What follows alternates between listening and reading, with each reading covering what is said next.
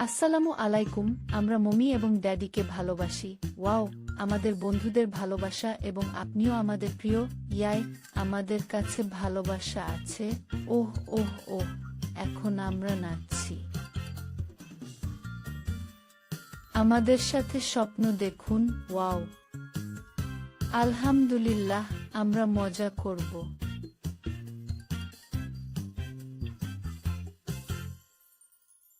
Ramzan mission. হ্যাঁ